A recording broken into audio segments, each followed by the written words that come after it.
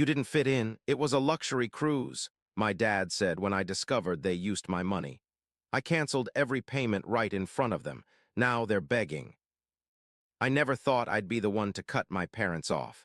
But sometimes the people who are supposed to love you the most are the ones who hurt you beyond repair.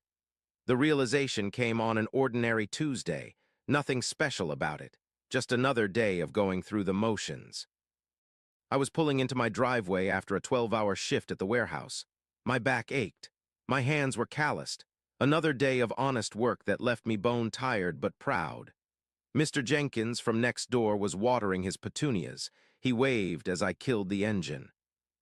"Mike, how's it going? Haven't seen your folks around lately. They are enjoying their cruise with your sister." My heart stopped. My hand froze on the car door. "What cruise?" He must have seen something in my face. The way his smile faded, the awkward shuffle of his feet.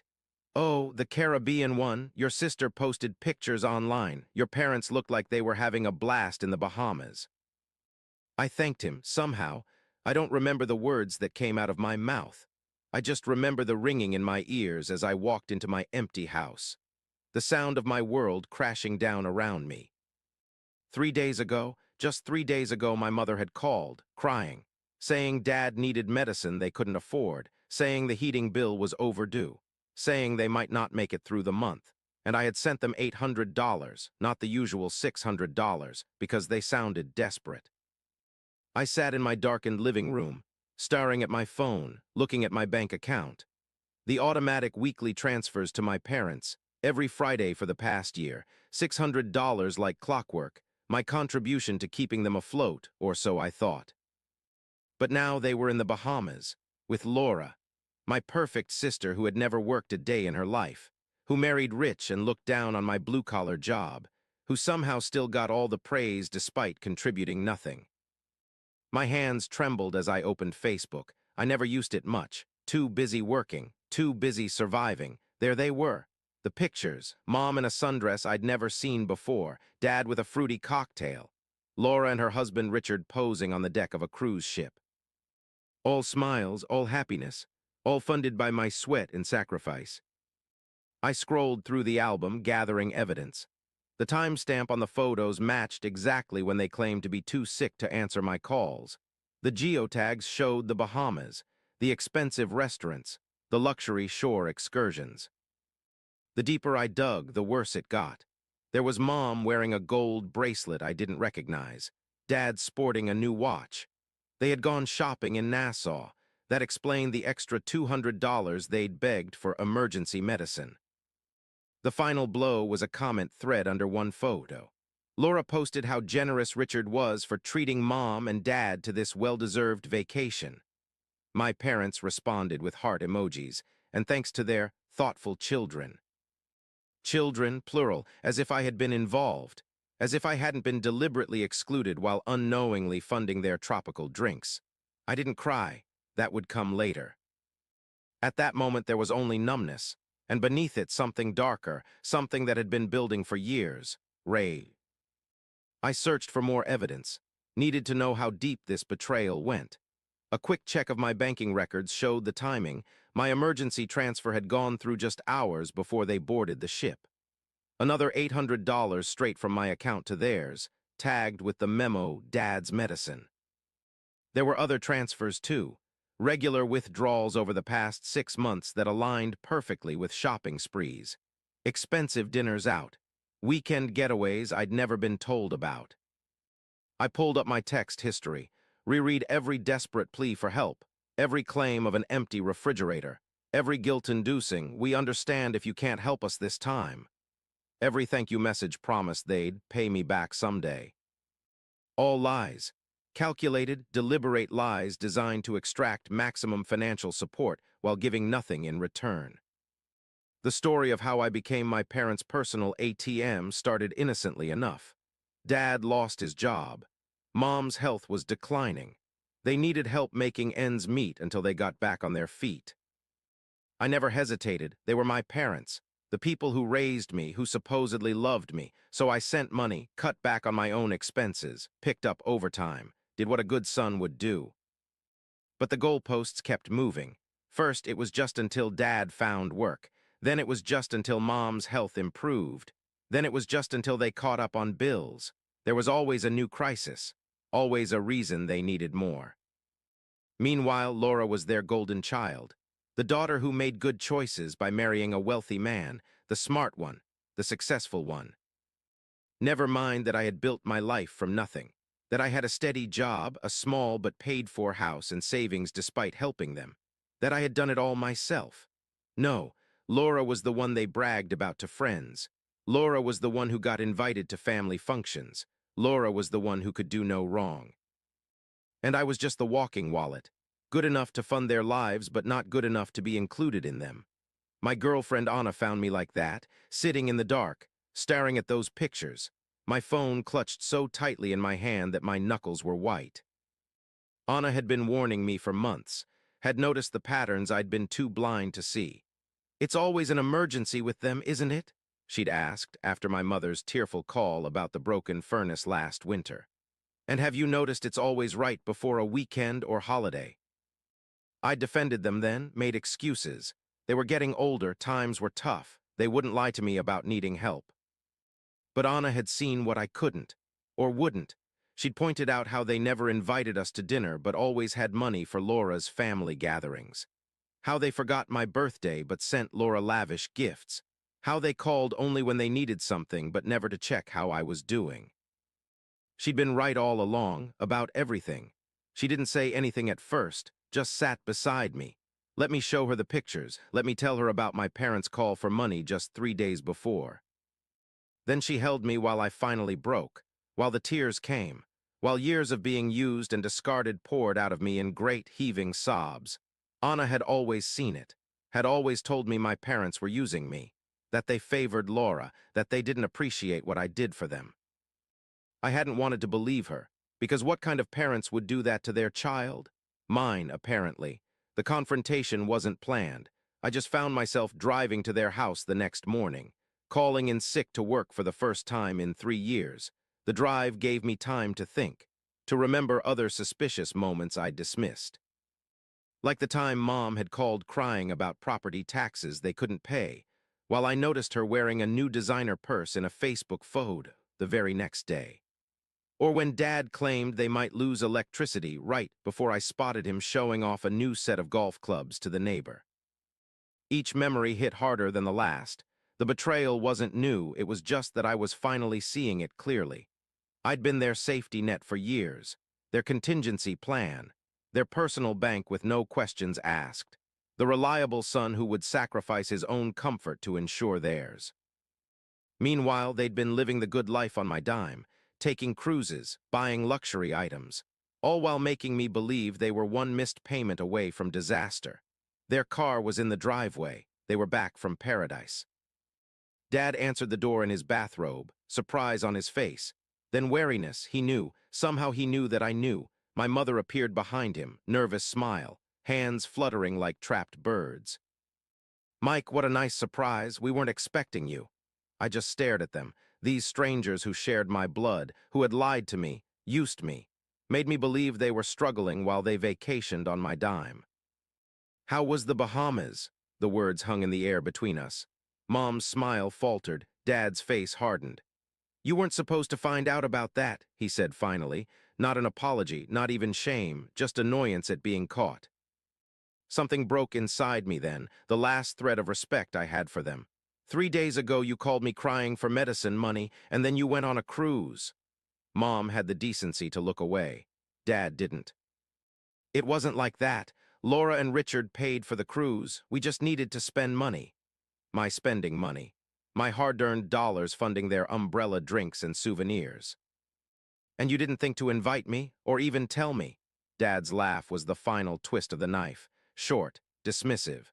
"You wouldn't have fit in, Mike. It was a luxury cruise. Laura and Richard's kind of thing. You would have been uncomfortable."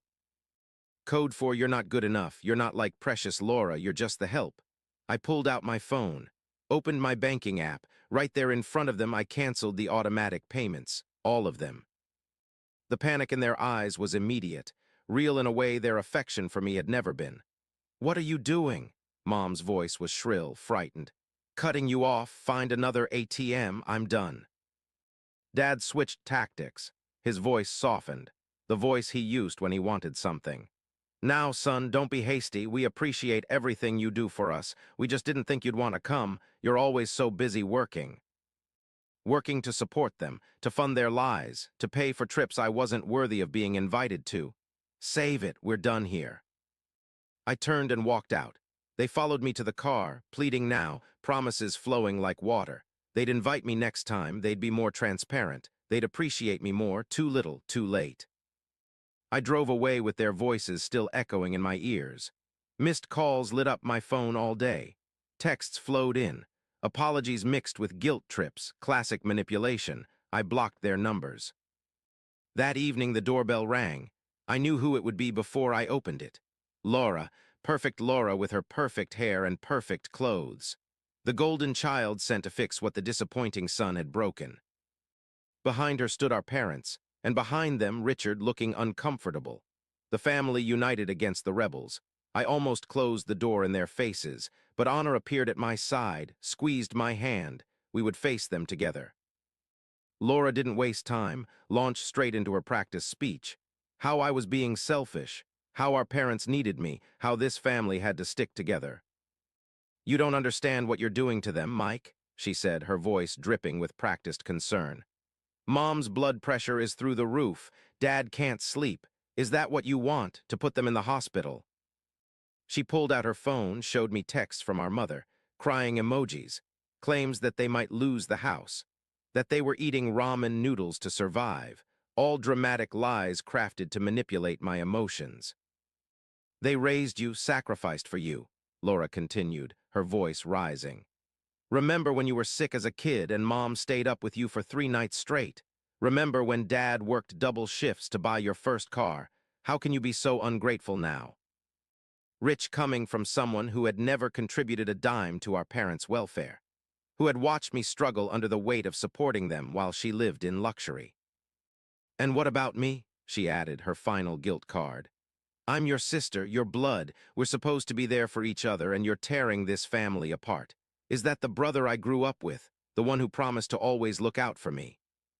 She even manufactured a tear, one perfect droplet sliding down her cheek, the same performance that had always worked on our parents, on teachers, on everyone who fell for her act.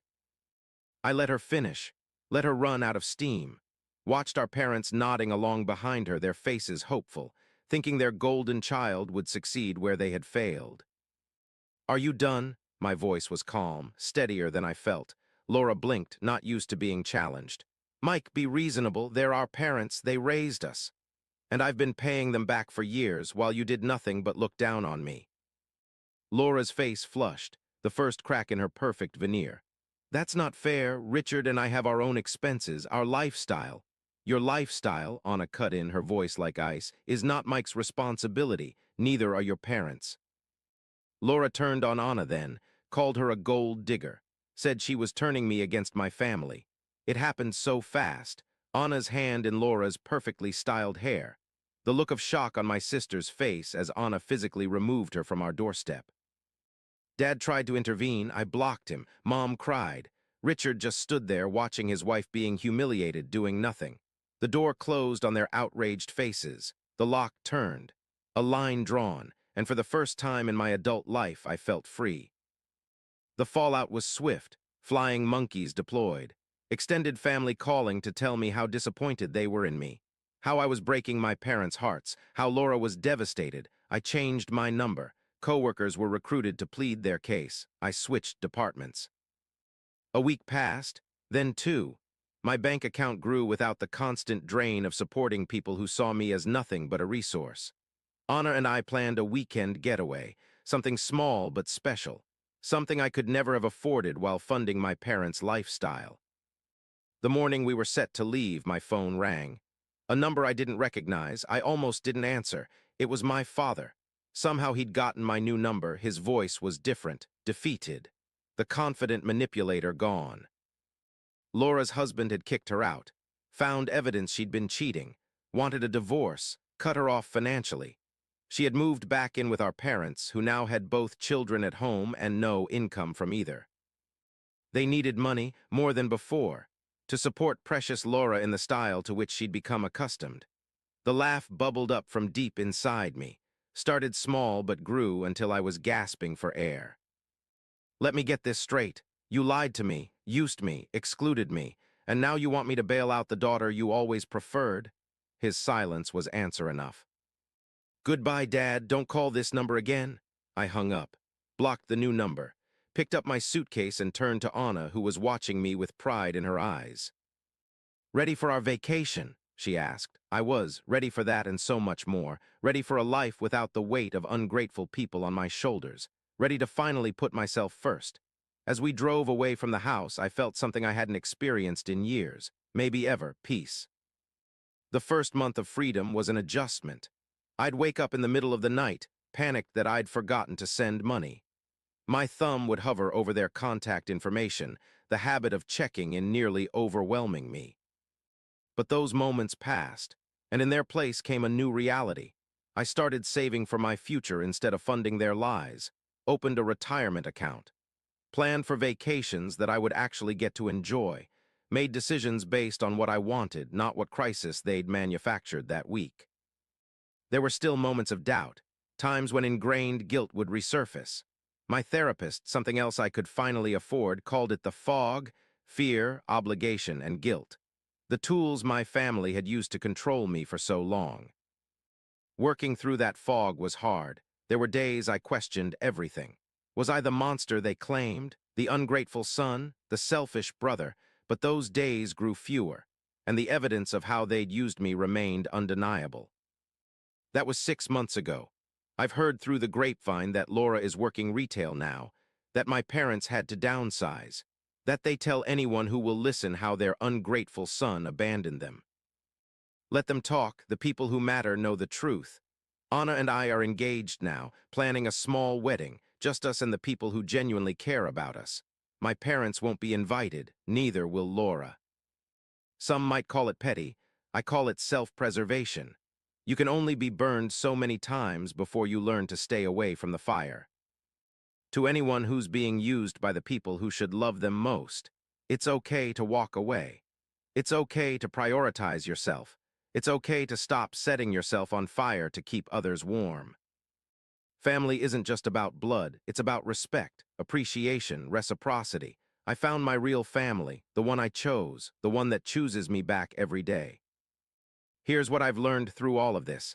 Love without respect isn't love at all. It's manipulation. Financial abuse doesn't just happen in romantic relationships. It happens in families too. The people most skilled at pushing your guilt buttons are often the ones who installed them in the first place. I've learned that boundaries aren't selfish, they're necessary. That helping others shouldn't come at the expense of helping yourself. That genuine love builds you up rather than draining you dry. Most importantly, I've learned that walking away doesn't mean you failed. Sometimes it means you finally succeeded in valuing yourself enough to demand better. It took me years to understand that I wasn't responsible for adults who refused to take responsibility for themselves. That their poor planning and constant crises weren't emergencies I had to solve. That being a good son didn't mean being a good doormat. If you're caught in this cycle, know that breaking free is possible. The guilt will fade. The manipulation will lose its power. And on the other side of that difficult boundary is a life that's actually yours to live. And I've never been happier.